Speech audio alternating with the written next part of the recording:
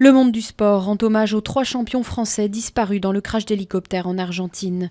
Plusieurs centaines de sportifs et certains membres des familles se sont retrouvés à l'INSEP, la pépinière du sport de haut niveau à Paris, pour une cérémonie émouvante où le ministre des Sports a salué la mémoire de Florence Artaud, Camille Muffat et Alexis Vastine.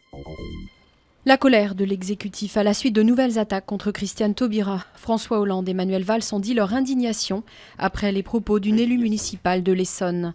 Sur sa page Facebook, la première adjointe sans étiquette du maire UMP de Juvisy-sur-Orge avait invité la garde des Sceaux à retourner à Cayenne, en Guyane, où se trouvait le bagne. Après 10 jours d'offensive, les troupes irakiennes sont entrées dans Tikrit.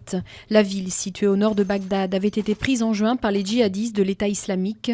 Les forces gouvernementales préviennent que le combat s'annonce difficile. Pour la 4e année consécutive, les sirènes ont retenti à travers le Japon en souvenir des terribles séismes et tsunamis du 11 mars 2011. Le pays s'est tu pendant 1 minute en hommage aux 18 500 victimes emportées par un mur d'eau qui par endroits avait dépassé 30 mètres le long de la côte pacifique. 4 ans après la tragédie, policiers et gardes-côtes continuent de retourner du sable sur le littoral à la recherche de disparus. Revenu des profondeurs ancestrales de l'histoire magyare, voici l'archerie équestre.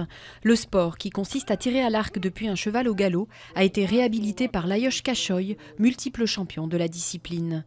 Son école perpétue la tradition des guerriers nomades des steppes et attire de nombreux Hongrois désireux de renouer avec leurs origines.